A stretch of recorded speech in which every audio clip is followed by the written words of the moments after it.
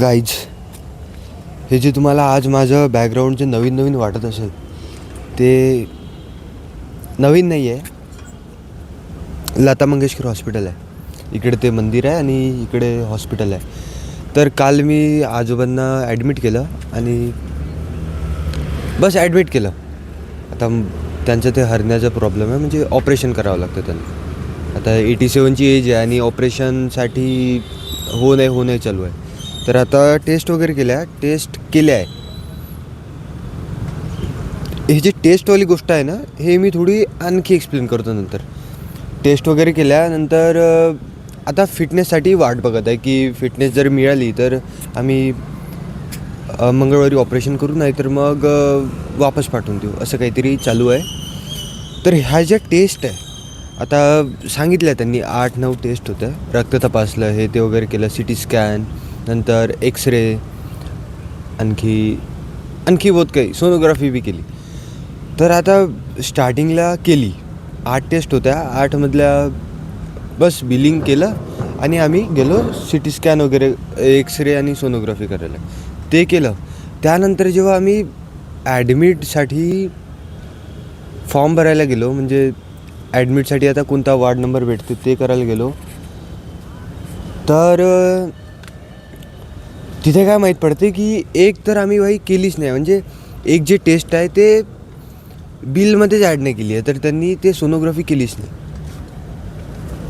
तर आता यार विचार आला की ती काऊन नाही केली. म्हटलं हांडीची आई होती, म्हणजे दिव्याची आई होती, आणि त्यांनी बहुत सपोर्ट केला. ते नव्हतं, त्या नुसत्या राहिल्या तर मला तर माहीत नाही किती वेळ लागला असता. तर एक ॲड नव्हती केली. मी म्हटलं काकू, म्हटलं थांबा, म्हटलं मी ॲड करून येतो आणि पेमेंट वगैरे करून येतो. बस गेलो, मी केलं. आणि सोनोग्राफी त्यांना बी माहीत नाही यार काय समजत होतं की नव्हतं समजत, कारण की स्टार्टिंगची जी सोनोग्राफी झाली तेव्हा त्यांनी इतका वेळ लावला, अर्धा तास तर लागला. ते जेल टाकत होते, भाऊजीला थंडी वाजत होती त्या जेलमुळे, आणि बस ते मशीन लावत होते. ठीक आहे, एक झाली. नंतर दुसऱ्यासाठी मी बिलिंग काउंटर गेलो, बिलिंग केलं आणि नंतर आलो. तर तिथे बी किती वाजले आम्हाला, 4:15 वाजले. ते ॲडमिट होऊन सगळं विचारपूस करणं आणि नंतर बिलिंग काउंटर करणं.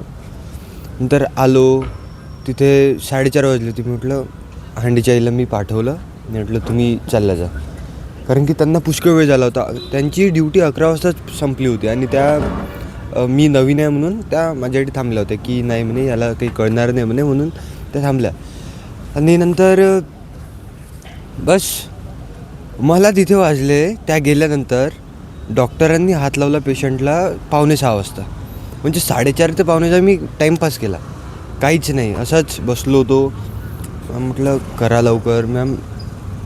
मी हे पण सांगितलं की ज्या वरच्या मॅम आहे, तुमची ज्या सिनियर मॅम आहे, त्यांनी 6च्या आधी रिपोर्ट मागितले, नाही म्हणे असं तसं. मग होऊन गेली. ते बी सोनोग्राफी झाली.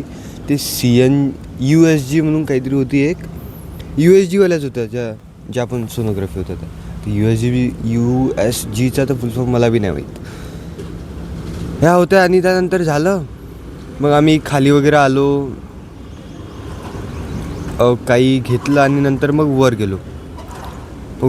मग 6:15 झाले होते. आता मी म्हटलं मी सिस्टरकडे गेलो, कारण की तिथे जे वार्डमध्ये आहे ना, वार्डमध्ये ते चेकअप वगैरे करायसाठी सर लोक येतात, डॉक्टर लोक येतात. तर मॅम म्हटलं मी आता घरी जायचं आहे, म्हणजे हॉस्टेलवर जायचं आहे, रूमवर मला ब्लँकेट वगैरे आणायचं आहे. तर 7 वाजेपर्यंत माझं येणं नाही होणार. तर मग म्हटलं पेशंटसोबत काही घरचे, म्हणजे ते जे गार्डियन वगैरे असते ते गरजेचं असते का. तर मॅम म्हणे नाही म्हणे, तू रिपोर्ट वगैरे ठेवून दे म्हणे आणि चालला जा म्हणे. मी रिपोर्ट ठेवली आणि मी निघून गेलो. मग नंतर आलो मी 9:15 वगैरे वाजता आलो आणि बस जेवण वगैरे केलं भाऊजींनी आणि झालं, माझं तिथंच काम संपलं. मग नंतर मी मोबाईलवर बघत होतो. कोटा फॅक्टरी चालू आहे आता, माझं 4था-5वा एपिसोड चालू आहे पहिल्याच सीझनचा. बस बघत होतो. आणि नंतर मग काय झालं, 11:15 वाजता एक कॉल येते खालून सोनोग्राफी रूममधून की तुमची एक सोनोग्राफी राहिली आहे. खरी कहाणी ते इथं चालते. इथं चालू होते. ते सांगते की तुमची एक सोनोग्राफी राहिली आहे, तर तो जो वार्डमधला जो डॉक्टर आहे तो मला येऊन कळवते की तू जा म्हणते खाली पेशंटला घेऊन ह्या व्हीलचेअरवर आणि ते करून टाक म्हणते. तर म्हटलं ठीक आहे, काही जायला काही प्रॉब्लेम नाही. मग तिथे गेलो मी तिथे सोनोग्राफी रूममध्ये. तिथून त्यांनी बिल दिलं की हे याचं बिल करून आण म्हणे, तू पैसे पेड कर म्हणे आणि ये म्हणे. मी आलो. त्यानंतर आल्यानंतर कुठची होती ते सोनोग्राफी? इथली. आता इथे त्यांना कंठ आहे बाहेर, थोडा बाहेर येते, तर त्याची करणं काही गरजेची नव्हती, कारण की त्यांना काही त्रास वगैरे नव्हता आणि काही होतच नाही बाई, काही त्रासच नव्हता. तरी त्यांनी केली आणि ते सतत विचारून राहिले की मला काही त्रास आहे का, त्रास आहे का? बाई त्रास नाही आहे. त्रास ज्याचा आहे त्याचा तुम्ही केला आहे आणि हे फालतू तुम्ही 11:30 वाजता बोलवत आहे आणि वरतून आजोबा झोपले होते. त्यांना ते उठवलं आणि खाली घेऊन गेलो मी. मग आणखी त्यांनी जेल वगैरे लावलं आणि हे ते केलं आणि काही गरजेची नव्हती ते टेस्ट. मला वाटतं नव्हतीच भाई, नव्हतीच. कारण की टेस्ट कशाची करते? ज्या माणसाला ज्याची तकलीफ होत आहे. आता जर मला इथे हाताला जॉईंटवर काही त्रास होत आहे तर मी इच्छीच करीन ना. ते इच्छी सोडून मी थोडी ना घुटण्याच्या याची करणार आहे, जॉईंटची, नाहीच ना. तर त्यांनी गळ्याची गेली, आता माहीत नाही त्यांना काही डाऊट असेल म्हणून. माझं सणकलं होतं तिथं. मॅम म्हटलं त्याची काही गरज नाही आहे, त्याची काही त्रास बी नाही होत आहे, तरी तुम्ही करत आहे. मॅम म्हटलं याच्यानंतर जर आता आणखी टेस्ट आली तर मी नाही करणार आहे. मी सीधा डिस्चार्ज घेऊन मी घरी चाललो जाईन आणि भाऊजीला सांगून देईन की तुम्ही गोळ्या वगैरे घ्या आणि बसा. म्हणजे हा फालतू कोण त्रास सहन करणार?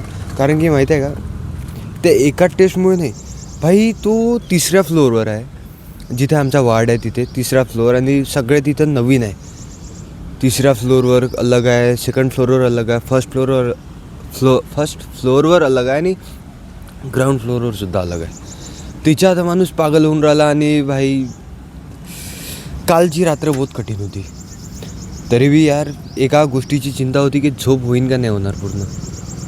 आणि तुम्ही आता हे जे डोळे बघत असाल ना माझे, थोडेसे आहे, झोप पाहिजे होती त्यांना आणखी. आणि माहिती आहे काय टेन्शन काय होती? आता मी आलो, सोनोग्राफी करून आलो. त्यानंतर आता भाई म्हटलं 11:30 12:15 झाले. आता मला बेड मिळेल की नाही? कारण की मी एका बेडवर पिशवी ठेवली होती. म्हटलं या बेडवर पिशवी ठेवली आहे, मला भेटून जाईल.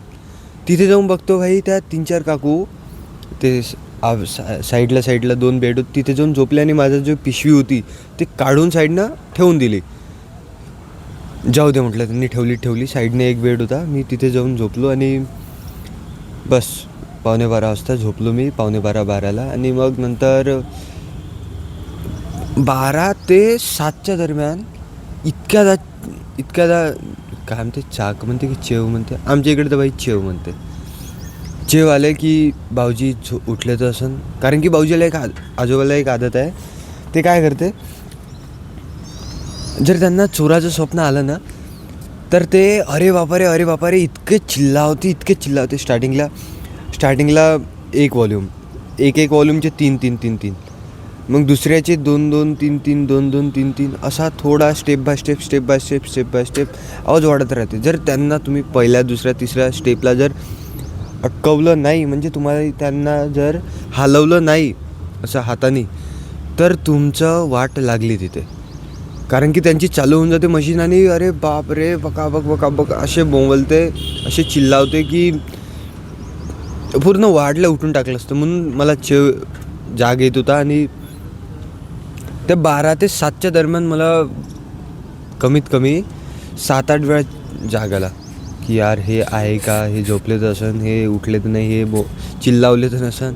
असं करत निघून गेली रात्र. आणि बस आता 24 घंटे कंप्लीट होईल. 1-1:30 वाजता 12:30 वाजता 1 घंटा, 1 दिवस कंप्लीट होईल. आणि बस असा होता त्या दिवसचा त्रास.